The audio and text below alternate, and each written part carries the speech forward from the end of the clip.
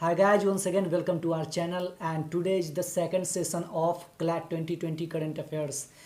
आज का जो हमारा सेशन है इसमें मैं आपको बता दूं सबसे पहले कि मैं 3 पॉइंट पे डिस्कस करूंगा आज का ये पूरा सेशन। सबसे पहला पॉइंट होगा हमारा कॉम्प्रिहेंसिव करंट अफेयर्स जो इम्पोर्टेंट होंगे CLAT 2020 के लिए।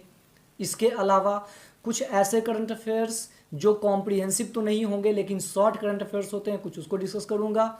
और इसके अलावा मैं कुछ ऐसे टॉपिक आपको बताऊंगा जो आपको कवर करना चाहिए। तो चलिए शुरू करते हैं आज का ये सेशन।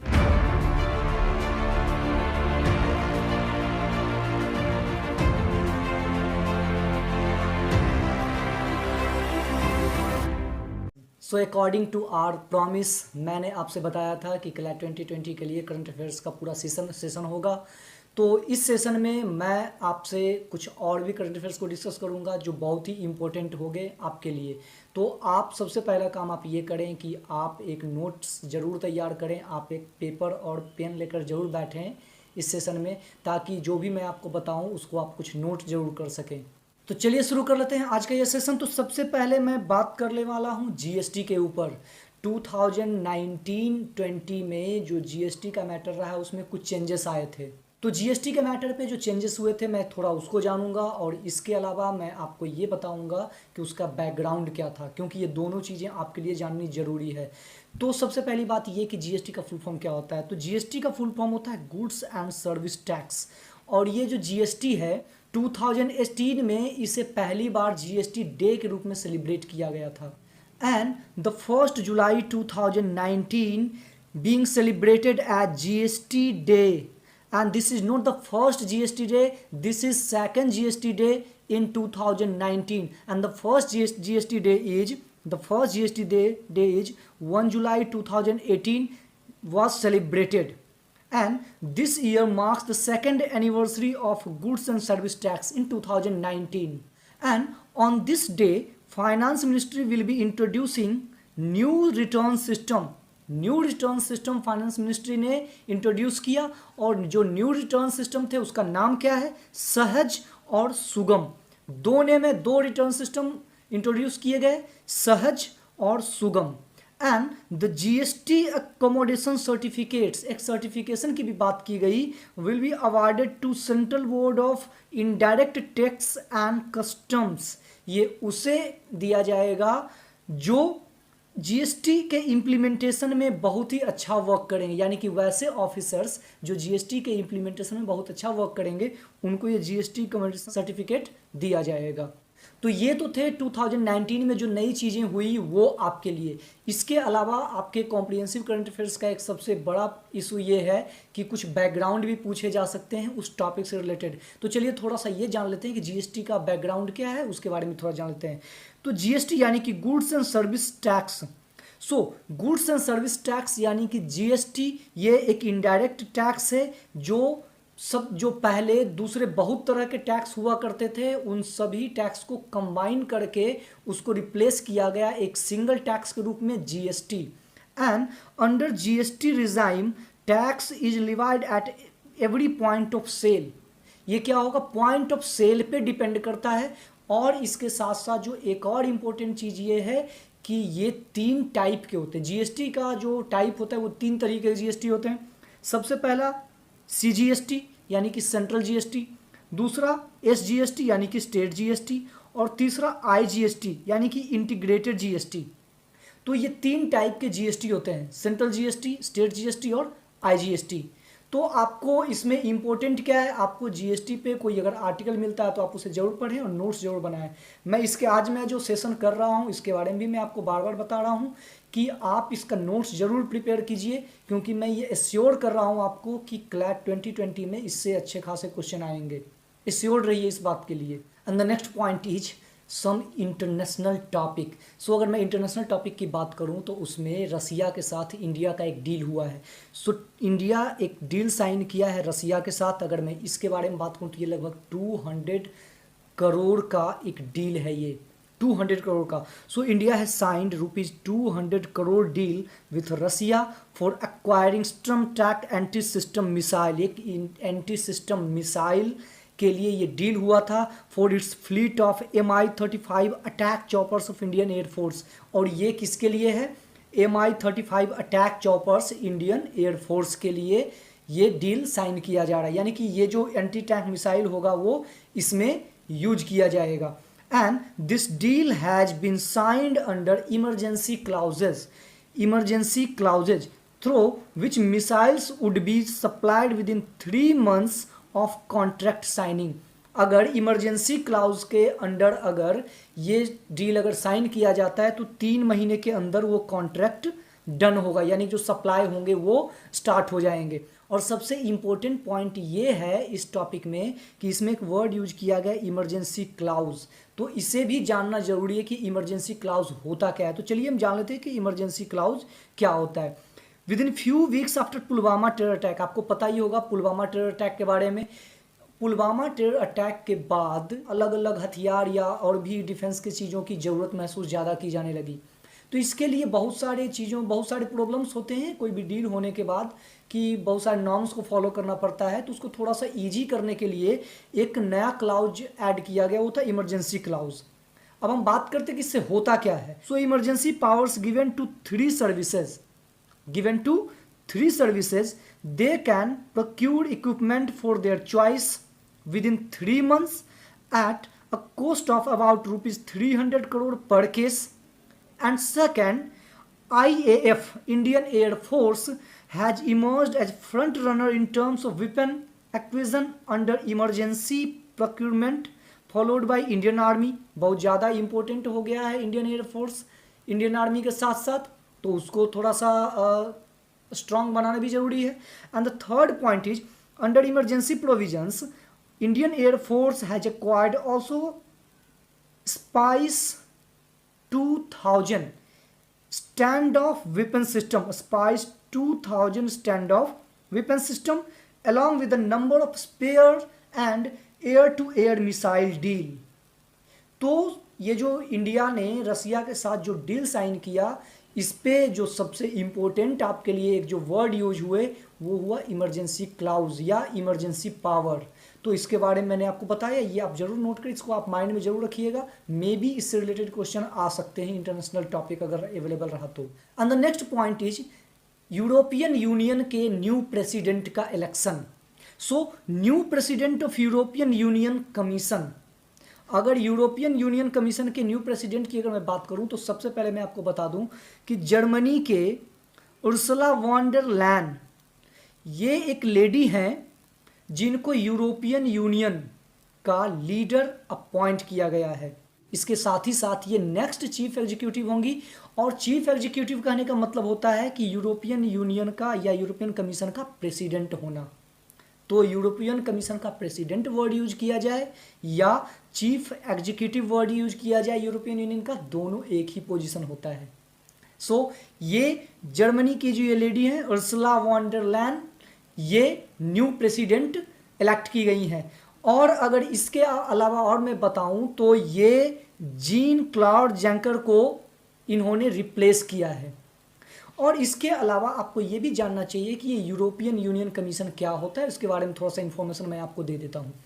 तो अगर यूरोपियन यूनियन कमीशन की आप बात करेंगे तो 1 जनवरी 1951 1 जनवरी 1951 को इसको फाउंड किया गया था। इसका हेडक्वार्टर ब्रुसेल बेल्जियम में है। और यूरोपियन यूनियन का रोल क्या है, तो रोल की अगर आप बात करेंगे तो ये रिस्पॉन्सिबल किस चीज़ के लिए होता है, implementing decisions, proposing legislation, upholding EU यानी कि European Union treaties and managing day to day business for European Union. तो ये इसके रोल हैं यूरोपियन यूनियन के। एंड अगर मैं कमीशन के जो प्रेसिडेंट होते हैं, यूरोपियन यूनियन के कमीशन के प्रेसिडेंट के रोल की अगर मैं बात करूं तो it heads executive branch, sets policy agenda and controls cabinet of commissioners. ये इनका रोल होता है, यानी कि यूरोपियन यूनियन के कमिश्नर का या यूरोपियन कमीशन के प्रेसिडेंट का ये रोल है। And the next point is sports. FIFA women's world Cup 2019 important event रहा है। इस तरह के जो भी इंपॉर्टेंट इवेंट होते हैं वो आपके एग्जामिनेशन में आ सकते हैं, तो उस पर जरूर उसके बारे में सारी इन्फॉर्मेशन लेके रखिए। मैंने आपको बार बार बताया है कि कॉम्प्रिहेंसिव होने का मतलब होता है कि जरूरी सी वन लाइनर की संख्या घट जाएगी, और जो वन लाइनर क्वेश्चन होते थे वो कॉम्प्रिहेंसिव होने का मतलब होता है कि वैसे टॉपिक से क्वेश्चन पूछे जाएंगे जो पैराग्राफ के जैसा आपको एक कॉम्प्रिहेंशन के जैसा दिया जा सकता है। तो जो मेजर स्पोर्ट्स इवेंट्स हैं वो पैराग्राफ बन सकता है, इसलिए उस पर आपको ध्यान देना है। तो मैं फीफा वुमेन्स वर्ल्ड कप 2019 की अगर मैं बात करूं तो United State of America USA won FIFA's women's World Cup 2019 title after beating Netherlands in final at Lyon France. France में नीदरलैंड की टीम को बीट करके फीफा विमेंस वर्ल्ड कप 2019 का टाइटल यूएसए यानी कि अमेरिका ने जीत लिया है। और इसके अलावा US were already first team to appear 3 consecutive finals. ये पहला टीम है जो 3 बार लगातार फाइनल खेली है। एंड जिल एलिस, ये जो एक पर्सन जिल एलिस, ये फर्स्ट कोच हैं जो back to back world cups, चाहे वो मेंस का हो या विमेंस का हो, वो कंटिन्यू वर्ल्ड कप को बीट करवाती यानी कि जीतते आ रहे हैं, वॉन करते आ रहे हैं।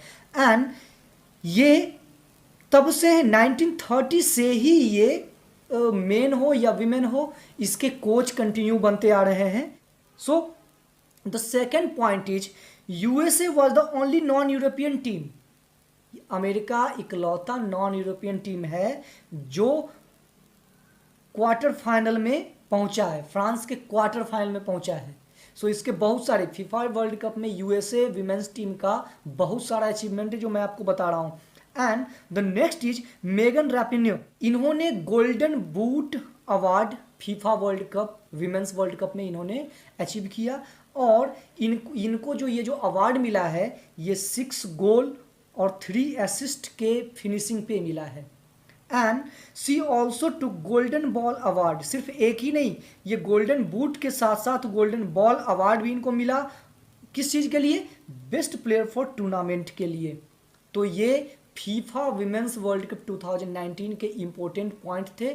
और इसके अलावा अगर मैं बात करूं तो AIFF अवार्ड के बारे में भी थोड़ा सा जान लेते हैं हम लोग। तो ये हम लोग सबसे पहले ये जान लेते हैं कि AIFF क्या है। AIFF इसका मतलब होता है all India football federation. All India football federation, इसमें अवार्ड्स की बात होती है तो हम लोग जान लेते हैं कि कौन कौन से अवार्ड दिए गए हैं और किन किन लोगों को मिला है ये। So Indian mains football team captain Sunil Chhetri. तो 2 चीज़ें, सबसे पहली बात किनको अवार्ड मिला? सुनील छेत्री को। और ये कौन है? इंडियन मेंस फुटबॉल टीम के कैप्टन है। एंड विमेंस फुटबॉलर आशा लता देवी, इनको भी फुटबॉलर ऑफ द ईयर का अवार्ड मिला, यानी कि 2 पर्सन को फुटबॉलर ऑफ द ईयर का अवार्ड मिला। सुनील छेत्री मेन के तरफ से मेन सेगमेंट में, और विमेन सेगमेंट में आशा लता देवी को फुटबॉलर ऑफ द ईयर का अवार्ड मिला। And at all India football federation AIFF के द्वारा ये अवार्ड दिया गया। और इसके अलावा जो और भी लोगों को अवार्ड्स मिले, अगर मैं उसकी बात करूं तो emerging men's football of the year 2018-19 Sahal Abdul Samad, ये केरला के हैं। Emerging women's footballer of the year 18-19 Nangmai Grace, Manipur के हैं। Best referee R Venkatesh from Tamil Nadu. Best assistant referee Joseph Tony from Karnataka. And best grass root development programme for football मिला है Jammu and Kashmir को, Jammu and Kashmir football association को। तो ये आपके AIFF यानी कि all India football federation award के कुछ इंपॉर्टेंट हाइलाइट्स थे कि किनको ये अवार्ड मिला और कौन किसकी सेगमेंट में मिला। एंड इसके अलावा कुछ छोटे छोटे पॉइंट हैं जो आपको जानना जरूरी है, तो उसकी भी मैं थोड़ा सा बात कर लेता हूँ। आप इन सारे पॉइंट्स को नोट जरूर कर लीजिएगा, आपको रटने की जरूरत नहीं है, बस आप टाइम पे इसे रिवाइज करते चलें, सफिशियंट है ये आपके लिए। So the first IPS officer and DIG frontier, IPS officer and also DIG frontier in Indo Tibet border police, Indo Tibetan border police ITBP Aparna Kumar recently scaled North America's highest peak Denali. और ये जो Denali highest peak है इसका height है 20,310 feet and ये Alaska में है USA में। With this She become first civil servant, and she become the first civil servant to climb the rare mountain. She scaled this summit in her third attempt, और third attempt में इन्होंने इस scale को achieve किया. And the Donald Trump become first sitting US president.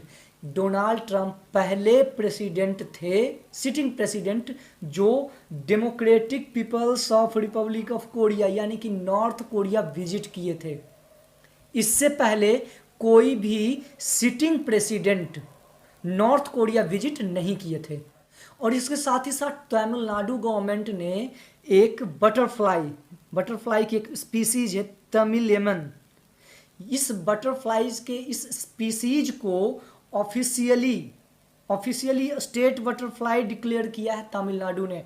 और इसके साथ ही साथ जल शक्ति मिनिस्टर श्री गजेंद्र सिंह शेखावत, जल शक्ति minister Shri Gajendra Singh Shekhawat recently launched जल शक्ति अभियान. और ये जल शक्ति अभियान क्या है? This is a campaign for water conservation. This is a campaign for water conservation. क्या है? जल शक्ति अभियान. और इसे लॉन्च किसने किया? जल शक्ति मिनिस्टर श्री गजेंद्र सिंह शेखावत ने. एंड इसके अलावा इंडियन प्रो बॉक्सर वैभव यादव, ये वर्ल्ड बॉक्सिंग काउंसिल यानी कि WBC के एशियाज सिल्वर वेटलिफ्ट चैंपियन इनको मिला है. और इन्होंने विन किया है ये टाइटल पटाया में, थाईलैंड में. एंड इसके साथ ही साथ यूनिवर्सिटी ग्रांट कमीशन की मैं बात कर लूँ UGC की, तो UGC ने एक स्कीम लॉन्च किया है. उस स्कीम का नाम है स्ट्राइड, STRIDE. तो ये स्ट्राइड स्कीम है. स्ट्राइड का फुल फॉर्म, इसके बारे में इंफॉर्मेशन आपको होना चाहिए. तो एक वीडियो में हमारे लिए सारी चीज़ों को कवर करना पॉसिबल शायद नहीं हो पाएगा, वीडियो बहुत ज़्यादा लॉन्ग हो जाएगा, इसलिए मैं थोड़ा शॉर्ट में चलता हूँ. वैसे पैसेज को मैं कवर करता हूँ जिससे कंफर्म आ सकते हैं क्वेश्चंस. और इसके अलावा जो वन लाइनर है उसको मैं कवर कर ही रहा हूँ इंपॉर्टेंट टॉपिक को. सो आप स्ट्राइड की अगर बात मैं करूँ तो ये स्ट्राइड स्कीम लॉन्च किया गया है UGC के द्वारा. और ये इसलिए लॉन्च किया गया ताकि रिसर्च को बूस्ट किया जाए, यानी जो रिसर्च कल्चर और इनोवेशन है कॉलेजेस और यूनिवर्सिटी के लिए, उसको बूस्ट किया जाए, उसमें तेज़ी आ सके. और इसके अलावा और अगर मैं बात करूँ तो US India strategic partnership forum USISPF, US India Strategic Partnership Forum has selected MasterCard CEO and also President Ajay Banga and Wipro Chairman Azim Premji for its 2019 Global Excellence Awards. इन दोनों को चूज किया गया है USISPF award के लिए. And the next point is world heritage site. World heritage site, UNESCO का world heritage site, इसने UNESCO ने अभी रिसेंटली इराक के बेबीलोन सिटी को यूनेस्को वर्ल्ड हेरिटेज साइट में शामिल किया है. और इसके साथ साथ मैं बता दूं, vice president of India Shri Venkaiah Naidu, Shri M Venkaiah Naidu ने एक बुक रिलीज किया, उसका टाइटल है Vivekadeepini. So this short book is a summary of Prashnottara Ratnamalika. और इसको रिटन इसको लिखा है किसने? आदि शंकराचार्य ने. आदि शंकराचार्य के द्वारा जो लिखा हुआ पहले का एक बुक था प्रश्नोत्तर रत्नमालिका, इसी बुक को इन्होंने समराइज किया है और उस बुक का टाइटल दिया है इन्होंने विवेकादीपिनी. और इस बुक को श्री M वेंकैया नायडू ने रिलीज किया है और ये वाइस प्रेसिडेंट ऑफ इंडिया है. And the next point is एक और बेबीलोन, इराक के बेबीलोन सिटी के अलावा इंडिया का एक सिटी है जयपुर. इसे भी, और जयपुर को आप लोग जानते होंगे पिंक सिटी भी कहा जाता है. तो जयपुर को वर्ल्ड हेरिटेज साइट यानी कि यूनेस्को ने बेबीलोन के साथ साथ इंडिया के जयपुर को भी लिस्ट किया है वर्ल्ड हेरिटेज साइट में.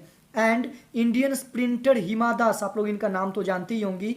हिमा Das clinched gold in women's 200 metre race with a top finish at Kutno athletics meet held in Poland. और दूती चांद, इनके बारे में आप जानते ही होंगे, ये भी एक बहुत ही अच्छी एथलीट हैं. तो Dutee Chand Indian sprinter won gold medal in women's 100 metre in world Universiade 30 metre summer university games. 30 metre summer university game में ये इन्होंने 100 मीटर में गोल्ड मेडल जीता है इन्होंने। And she become first Indian women to do this, और ये पहली विमेन स्प्रिंटर हैं जो इस इवेंट को अचीव किया है। सो अभी तक हमने 2 सेगमेंट को कवर किया। पहला सेगमेंट था जिसमें हमने कॉम्प्रिहेंसिव करंट अफेयर्स बताया, दूसरा सेगमेंट था जिसमें हमने शॉर्ट करंट अफेयर्स बताया, और आज का तीसरा सेगमेंट हमारा है जिसमें मैं कुछ ऐसे टॉपिक और कुछ ऐसे पॉइंट में बताऊंगा जो आपको सेल्फ स्टडी में यूज करना चाहिए या उस पर खुद से एक नोट प्रिपेयर करना चाहिए।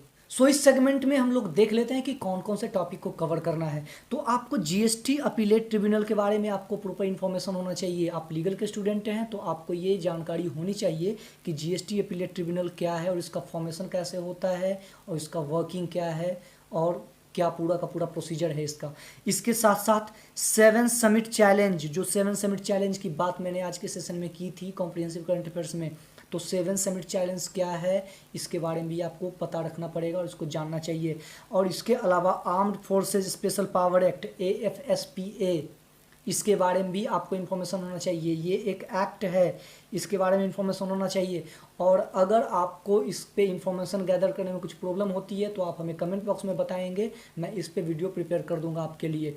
और इसके साथ साथ मैंने आपको पहले भी बताया था टॉपिक में कि STRID इसका फुल फॉर्म और इसके बारे में कंप्लीट इन्फॉर्मेशन आपको गैदर करना है। और इसके साथ साथ यूनेस्को बहुत सारे सिटीज़ को और बहुत सारे जगहों को ये अपने लिस्ट में वर्ल्ड हेरिटेज साइट में ऐड करता रहता है, तो इसके बारे में भी आपको जानना चाहिए कि यूनेस्को का वर्किंग क्या है, एस्टेब्लिशमेंट क्या है, इसके मेंबर कैसे चूज किए जाते हैं, लिस्ट कैसे किया जाता है और कौन कौन से नए 2019-20 में कौन कौन से लिस्टिंग हुए हैं साइट्स। तो ये सारी चीज़ें आपको ज़रूर जानना चाहिए और इसको इम्पोर्टेंट है ये आपके लिए, ये ज़रूर आप नोट करके रखें। सो फाइनली आज के इस सेशन में हमने 3 पॉइंट पे डिस्कस किया, जिसमें कॉम्प्रिहेंसिव करंट अफेयर्स को कवर किया हमने। इसके अलावा कुछ और भी इम्पोर्टेंट पॉइंट्स थे जो शॉर्ट करंट अफेयर्स थे उसको कवर किया। इसके साथ ही साथ कुछ इम्पोर्टेंट टॉपिक्स मैंने आपको बताया जो आपको कवर कर लेना चाहिए। अगर आपको किसी तरह का कोई प्रॉब्लम होता है कवर करने में, या आपके पास अगर कोई टॉपिक है जिस पे आपको लगता है कि हमें वीडियो बनाने चाहिए या इन्फॉर्मेशन आपको चाहिए, तो आप कमेंट बॉक्स में ज़रूर लिखें और आप हमें बताएं कि आज का ये सेशन आपको कैसा लगा। इस तरह के और भी वीडियोस मैं आपके सामने लाता रहूँगा। ये हमारे करंट अफेयर सेक्शन का सेकंड सेशन था, अभी और भी सेशन बचे हुए हैं। आप हमारे साथ बने रहिए और हमारे चैनल को ज़रूर सब्सक्राइब कर लीजिए ताकि आपको और भी इसी तरह के वीडियो मिलते रहें। तो अभी के लिए इतना ही, थैंक यू।